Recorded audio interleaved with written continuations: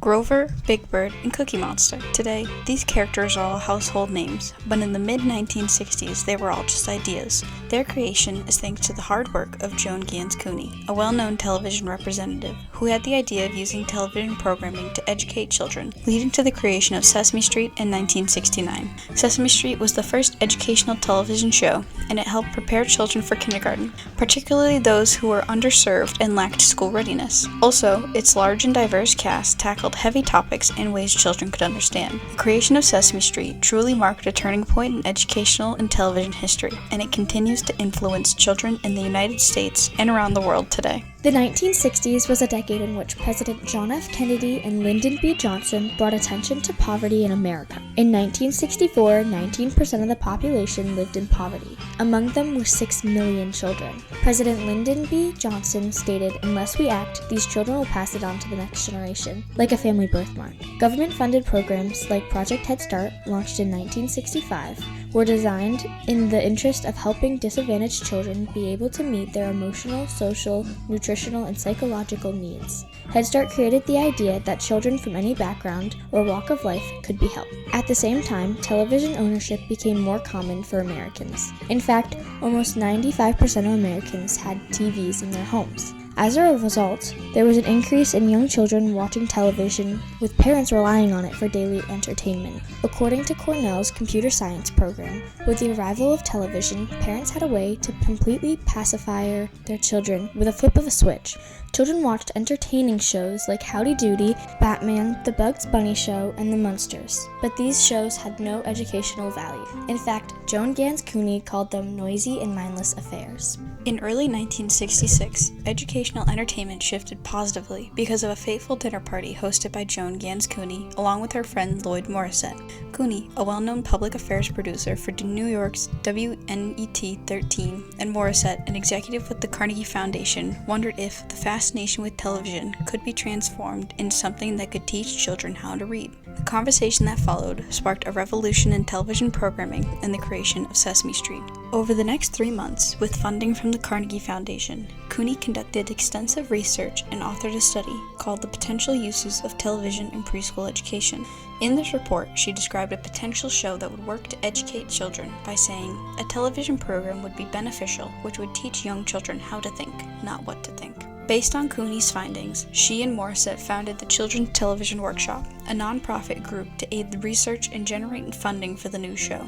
The goal was to create a first-of-its-kind program that combined entertainment and education. Cooney's report was so convincing that the Office of Education, the Ford Foundation, and the Carnegie Foundation, along with the Corporation for Public Broadcasting, agreed to provide a total of $8 million in foundation and grants for the promise of what educational enhancing television could do. The goal was to also help close a growing achievement gap, since half of the United States school districts did not offer a kindergarten class. According to the National Center for Educational Statistics, during the 1970s, almost 38% of 3 to 5-year-olds lacked school readiness when it became time for them to enter first grade. In order to make the show entertaining and engaging for kids, it would feature a large and diverse cast of human characters, animated shorts, and of course, large and colorful puppets, designed by Jim Henson, a young and upcoming puppeteer. In 1968, Cooney and Henson created a pitch reel to show to the Corporation for Public Broadcasting, otherwise known as PBS. Here, the title was first announced. What are we going to do for a title? Opening up new worlds, street, hey Ralph? Why don't you call your show Sesame Street? When Sesame Street debuted on November 10th, 1969, audiences loved it. Positive reviews were shared as both children and parents alike were amazed at how they could be educated through television. In a 1979 New York Times article, Edith Spiegel wrote, "Parents get a vicarious thrill showing off preschoolers who can recite the alphabet." Halfway through the first season, Sesame Street's public parents, daycare center teachers, station managers, acting on behalf of the children, began persistently asking if the program would be renewed. In the first 2 months of airing, Sesame Street was viewed by over 14 million homes across the country. Parents were impressed on how it could help their children and use television for something better than just entertainment. But there were also negative reactions to the production. For example, Mississippi voted to ban the show because it uses a highly integrated cast of children.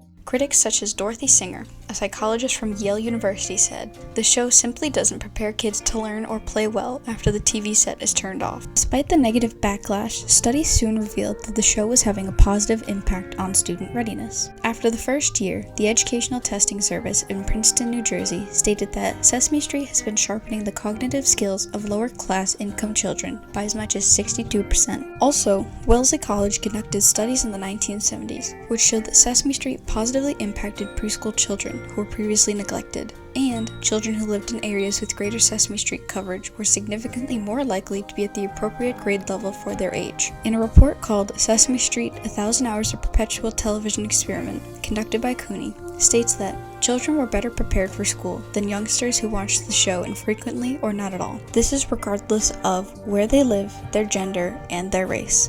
The study also shows that the more children watched, the more they gained from it. And finally, children that are in disadvantaged situations and watched the show made gains that surpassed children from middle-class children who watched infrequently.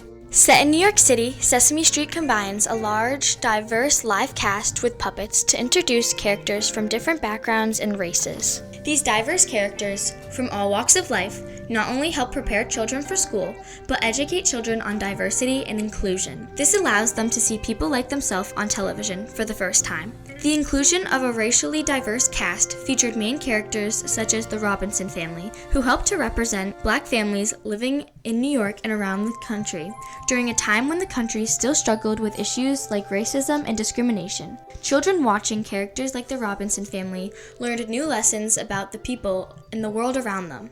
This changed how people looked at life. In an article by the New York Times, one 4-year-old girl states, "Susan and Gordon are not really funny or bad people. They still have different skin and hair, but I know them now." In addition, the programming brought in influential people such as politicians, musicians, and authors, giving children real-world exposure and opportunities to expand their thinking. Trisha Yearwood, a famous country star, talked about her experiences on the show. She said, "Being on Sesame Street was one of the biggest highlights of my career. The show gives a great opportunity for children to learn about the world and culture. These learning help children gain empathy and knowledge. One example would be how Sesame Street introduced children to Afro-Caribbean opera powerhouses and Latin beats, thus exposing them to different musical experiences. Sesame Street is making learning very interesting for children to watch." While Sesame Street was geared towards children, it contained mature humor that encouraged parents to watch alongside their children. If families are watching together, it allows for learning opportunities and teaching moments to help parents get on the same level as their children. The reaction from the public was overwhelmingly positive. It was said that the show could convey lessons some might not be able to talk about. Sesame Street has covered many hard topics in easy-to-understand ways for kids. They have covered divorce, illness, death, and natural disasters. The first of these aired in 1983, after the passing of beloved cast member Will Lee, best known as Mr. Hooper, unexpectedly passed away. After this, the show knew they needed to address it. As said by executive producer Dulcie Singer, "If we left this unsaid, kids would notice." In 2003, an episode aired talking about the horrific attacks on 9/11. Sesame Street raised awareness of how important our firefighters are and their sacrifices to help our country, while other shows didn't want to talk about this due to the uncertainty of talking about the topic. Sesame Street wanted to address the issue because, as Sherry Weston, the president and interim CEO of Sesame Workshop, stated, "These are scenarios that happen to preschoolers. We have to address it." They want Sesame Street not to just improve school readiness, but improve life readiness. As the show became more mainstream, it inspired other shows and networks to attempt to recreate their success. By the late 70s into the 80s, there was an increase in percent of educational television programs. Other shows created by the Children's Television Workshop, such as The Electric Company, also showcased materials for an audience such as teens and young adults. Other shows like Fraggle Rock, created by Jim Henson, talked about the importance of friendship and caring for one another. Lastly, Reading Rainbows brings in the importance of reading and learning. Sesame Street was groundbreaking for education by allowing children to learn from television. It was the starting point for all educational programs in the future. The hard work and dedication from the people involved, like Joan Gans Cooney and Lloyd Morset, are the reason the show was so successful. For more than 50 years, Sesame Street has been entertaining millions of children while teaching them and preparing them for early education. Sesame Street prepared prepares children for kindergarten, especially those who are underserved and lack school readiness, along with a large and diverse cast who could tackle heavy topics in ways children could understand. Sesame Street was an influential turning point for the betterment of educational television history.